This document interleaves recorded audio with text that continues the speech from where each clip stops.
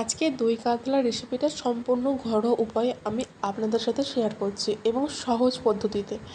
তো চলুন রেসিপিটা দেখে নেওয়া যাক। এখানে কড়াই তেল গরম করে মাছগুলোকে আমরা হালকা করে ভেজে নিচ্ছি, আর ওদিকে ততক্ষণে আমরা কাজু পেস্ট, আদা জিরে কাঁচা লঙ্কা পেস্ট তৈরি করে নিচ্ছি, আর পেঁয়াজগুলোকে কুচিয়ে নিয়েছিলাম।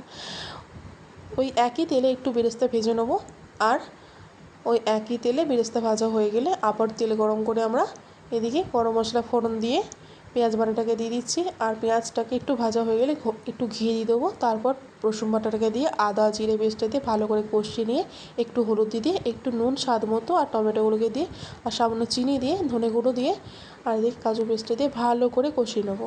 কষানো হয়ে গেলে মশলাটা টক দইটাকে দিয়ে আরও ভালো করে কষিয়ে নেবো, তেল যতক্ষণ না ছাড়ছে। ও হ্যাঁ, একটু কাশ্মীরি লঙ্কা গুঁড়ো দিয়ে আর ফ্রেশ ক্রিম দিয়ে ভালো করে কষিয়ে নিয়ে ঢাকা দিয়ে দেবো। তেল ছাড়লেই সামান্য মতো বেরেস্তা দিয়ে ভালো করে কষিয়ে নিই। দেখুন কষানো হয়ে গেলে উপর থেকে পরিমাণ মতো জল দিয়ে দিচ্ছি, দিয়ে আবার ঢাকা দিয়ে কষিয়ে নিচ্ছি।